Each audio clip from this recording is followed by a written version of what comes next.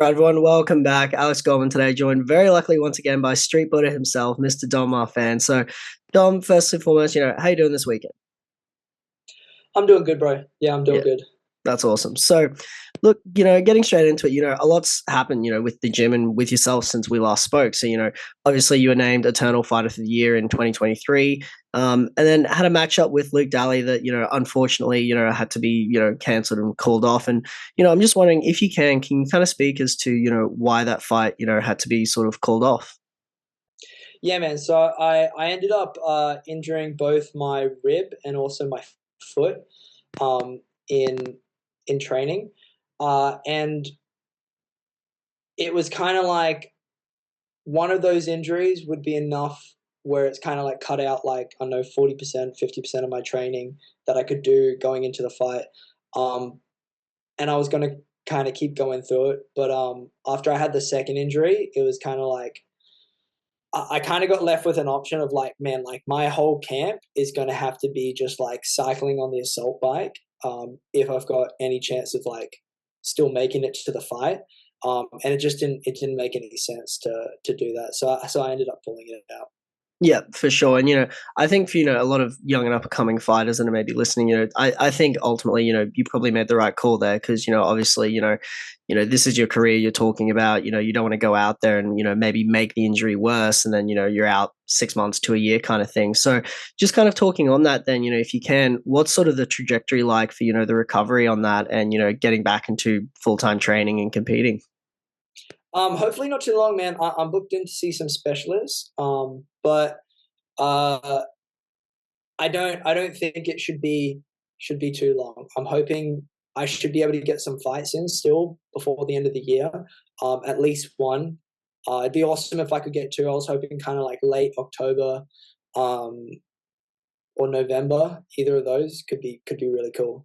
What's up, guys? It's Josh here from the stands. And look, I know you're in the middle of a good little interview that we're currently doing, but I want to take a second of your time just to give a quick little shout out to today's sponsor, TrainAid. Obviously, they're big supporters of us, like we are of them. And today they're sponsoring this video. And look, I want to let you guys know about a little product they do. Their premium product, TrainAid Hydration. It's the best hydration formula on the market, guys. I'm not gonna lie to you. And look, if you don't believe me, ask guys like Israel Adesanya, Alexander Volkanovski, Leon Edwards. You ever heard of these guys? I mean, they're the top athletes in the world. And they're all taking TrainAid Hydration. It really is the number one formula in the world for hydration. And in the summer months here in Australia, I mean, it's something that I think everyone should be taking. And TrainAid have been very nice to give us a discount code, a very healthy discount code as well. I mean, it's a nice little discount code. If you use the code FTS15 at the checkout, they will give you 15% off. We'll leave a link to their website in this description of this video, and yeah, check them out, guys. Please support them because they are supporting us. Cheers. Yeah, for sure. And, I think for the fans of Australia, they're going to be really excited to see you return because, especially after your last fight, you are clearly a fighter that always sort of delivers an exciting fight on the card. And, obviously since we last spoke as well, there's been a lot of movement at Team Compton. Tom Nolan's continuing his journey in the UFC. Stuart Nichols started his journey in the UFC. And, I guess I'm just kind of curious, has it changed the vibe in the gym at all, whether it's motivating everyone to work harder, whether you guys are focusing on different things? I'm just wondering if sort of all this sort of new success has changed the gym in sort of any ways. Yeah, man. Good question. I think myself and the team, we've always kind of believed that we're the best gym in the country, especially over this last 2 or 3 years. And man, like all these things that are happening now are like starting to like prove that. So I don't think it's really changed our vibe in the gym. We've always known that. We've always known that we're the best team in the country. But like actually being able to prove it is definitely pretty cool, man. Like it's we're definitely getting a lot more inquiries, a lot more people from other gyms wanting to come and train with us. Definitely is starting to perk up. People are starting to gain interest, which is cool. Yeah, absolutely. And, just kind of talking on that, I'm very sure that your shot will inevitably come in the UFC, whether that's 2025 as sort of you predicted in your own timeline, or 2026. I'm very confident that regardless, your shot will come. And, I'm kind of curious, you're a fighter that has never really seemed to lack a belief or confidence in themselves, but does it sort of give you a bit of extra confidence knowing that when your shot does come, the team has been to the UFC, a few times now. They've gone through the process because obviously the UFC experience is different to any other card. And do they give you a bit of extra confidence knowing that the team's been through it a few times now? It should be a pretty smooth sailing in terms of all the organizational stuff when your shot does come. Yeah, 100%. Like it's nice to know that there's not going to be really any surprises in that way. Like the team's all very experienced with not just dealing with like fighting overseas, but even like the different prep that comes into place with like travel, fighting in different time zones, at different times, and how we can prep and change the camp in the lead up to that. Yeah, so I definitely get like a great feeling of comfort from that. Yeah. Yeah, for sure. And, kind of just talking on that, one thing that obviously fighters have to do more of is sort of, they climb through the ranks and, get to the large organizations is, they got to start marketing themselves, which, I think is something you already do, really well. We see you wearing the Street Buddha merch there, recently had a new release of some sick tees. See you wearing one now. Looks Yeah, I sick, am man. as well. I love the gladiator design. It looks Fuck sick. yeah. So definitely, guys, go check that out. But I'm curious, is the idea of marketing yourself sort of something you always knew you would have to do, or is it just something you've kind of naturally done throughout your career? Yeah, it was always something I knew I'd have to do, but I feel I kind of thought earlier on in my career, I kind of thought I'd have to play like a little bit of a character, Yeah. but like it's turned out that I haven't. Like I've ended up the most success I've had with marketing is kind of like leaning into like my own natural characteristics. Like even the name Street Buddha, right? Like it's kind of like it's kind of serious, but it's also kind of a joke. And that kind of sums up like my approach to life. I'm working hard, but I'm Yeah. also having a good laugh when I'm doing it. And I think it kind of worked out well that my fight name did that, because then a lot of how I promoted myself after kind of followed that same suit, and it kind of built this brand which I do really identify as. Like it doesn't feel like a character I have to live up to. It feels like, oh man, I actually got to show the real me, and like people actually like it. Like that's pretty cool. Like I didn't think that was going to happen, but it did. Yeah, for sure. And I think that's as well like a newer kind of way of taking it. Like, because we kind of went through the era where everyone was kind of playing a bit of a character, that everyone was basically trying to be Connor, essentially. And, I think it's really good that, I feel like fans connect with when a fighter is being themselves and it's authentic and they can tell that. I feel like real fans of the sport can see that. And, I think that's sort of what makes you appealing, especially to the Australian audience. And, I think that will translate quite well to like America and international when you do get your shot. So, talking about sort of like a timeline for a return and when you get back, I'm curious, do you feel like you need an eternal title win in order to sort of get into the UFC? Because in the past, that was sort of the very sort of set pathway. Need an eternal title, that's when they'll sort of call you up. But, we saw with Stuart Nickel, we're seeing with other sort of Australian, New Zealand fighters that that's not necessarily the case. You can stand out and make a name for yourself. You don't necessarily need that title to get the call up.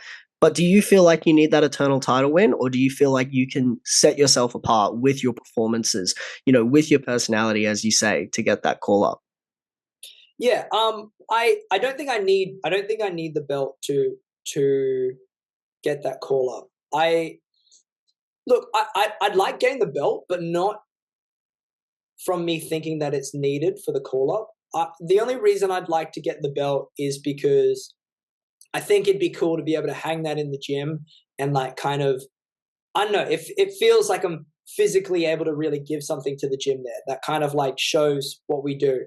Um, that's the only reason that I really want the belt, and that is the most prestigious belt in the country, for sure.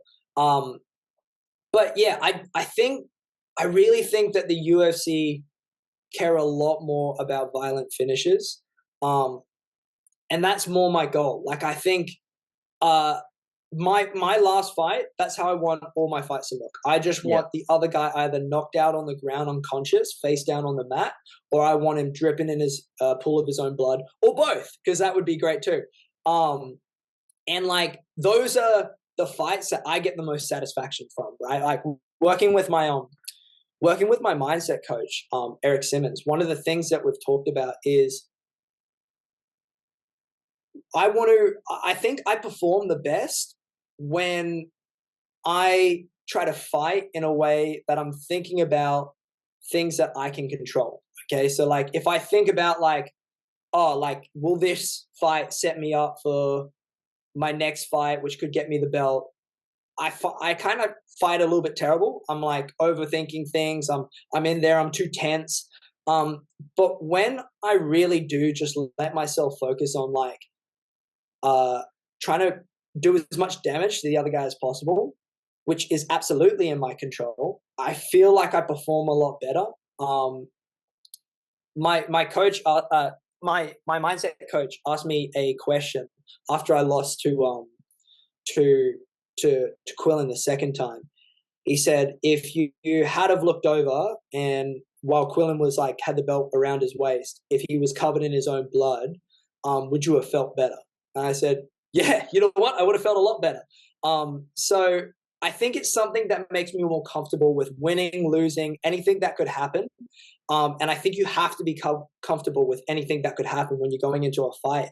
So really trying to chase like a damage-based mindset, that is kind of where I'm really finding myself performing the best. You know, that last fight that I had, that was the most relaxed I've ever felt in a fight.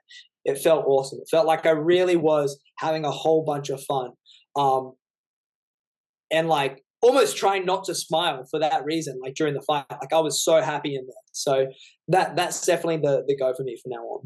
Yeah, so like, it's almost in a way like focusing on the performance rather than the result at the end of it, in a way, almost from what you're saying. Yeah, awesome. Yeah. So then I'm kind of curious then though, like, because obviously, you know, focusing on the performance rather than result, as you say, something you're working on with your mindset coach, but has that sort of like almost that finishing mentality, that sort of, when I say like brutal mentality, purely in the cage, obviously outside of the cage, you know, you're an incredibly friendly, amazing person, but in the cage, that sort of focus on damaging your opponent, looking for the finish, looking to dominate, is that particular, you know, mindset or aspect something you've always had, or that's sort of developed throughout your career, sort of as you've progressed through the sport? Yeah, I always when I first started training in MMA, like I was slow on the striking and the wrestling side of it, but like always from the beginning when I first started competing in jiu-jitsu, I always had a very attacking mindset. Like I only ever went for submissions. Like I competed a lot in my early career in jiu-jitsu comps, and I never ever in the first 20 competitions paid a single point of attention to like any of the points. Like it meant nothing to me. Yeah. So it was like either I submit the guy or I didn't submit the guy, and that was as simple as it was. And like, oh, if it happened I won or lost, like it was like pretty irrelevant. I was only ever trying to win by submission. So I've always had like an attacking mindset in the jiu-jitsu sense, but like for sure at Team Compton, they've built a real attacking mindset in terms of like striking and damage. Steve Compton is really, really big on that. Like, he's very open with letting everyone have their each individual style, but everything for Team Compton should be still centered around damage, right? Like it's like whether you're a grappler, striker, like a distance striker, or in close striker, doesn't matter as long as like the focus is like damage. Then that's what we go for. Yeah, and you just kind of talked about it, you know, that you've always sort of had that finishing mentality in jiu-jitsu, and I'm curious. You posted something a while ago, you know, as you winning a Grappling Industries, and it had like the caption "side quest complete," main quest like essentially on the way. And I'm kind of curious, would you have any interest down the line, sort of getting into the more sort of professional grappling scene? As we're starting to see things, obviously like CGI came up, we're seeing more money thrown into jiu-jitsu, more tournaments. So not necessarily as like a new career away from MMA, but is there something you'd ever consider doing alongside it, as there is starting to be more money and more attention on it? Yeah, man. I actually was going to go to ADCC trials this year that's just happened. Yeah. But the problem was that they ended up like I ended up walking around probably about 77 kilos, and they ended up changing it to day before weigh-ins, which was a little bit of a stitch up for me, right? Because they had a 77 kilo division, and then I think the next one was like 66 was the next one under, and it's like, oh well, if it's day before weigh-ins, like, fuck man, like I'd be a very small 77 compared to all the other guys there. Plus, like half of jiu-jitsu, man, they're all on the fucking gear. Of course, yeah. So that would only be half. Only half. Yeah, a lot more than half, I'd say. Yeah. Are on the gear. So like that's quite an uphill battle. And then cutting to 66 is like a bit. It just seems like, man, I hate cutting as it is. Like I just think it's the worst aspect of the sport. Yeah. But if it wasn't for that, and if it just was same day weigh-ins, like I would have just walked in at 77 because that's my walk around weight anyway. And I would have competed in that. But for sure, I like the ADCC rule set. I like the focus on wrestling. The problem I usually have with jiu-jitsu comps, right, is if I enter in a jiu-jitsu comp, because people a lot of the guys there, like they'll do their research, or maybe they've seen me before. They'll straight away know, oh, he's an MMA fighter and he's a wrestler. I'm just going to pull guard on it. So now it just becomes like so far away from like the whole reason I got into the sport, which was like I wanted to be like the baddest motherfucker ever, right? Like I like the idea of being able to win an actual fight.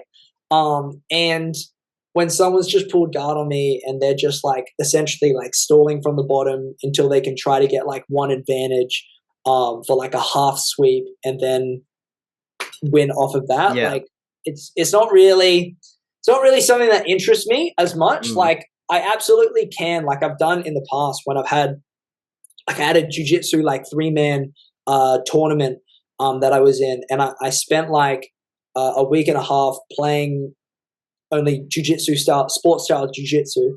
And I did well in the tournament, and like I felt like my sports jiu-jitsu go through the roof. But then it's like it's not so applicable to MMA. It's not the same thing. Like I'm putting my chest in different positions where I posture and I try to focus on the pin so that I can land damage. In sports jiu-jitsu instead, I'd like have to bury my head a little bit lower in positions where it's not really possible to do the same damage.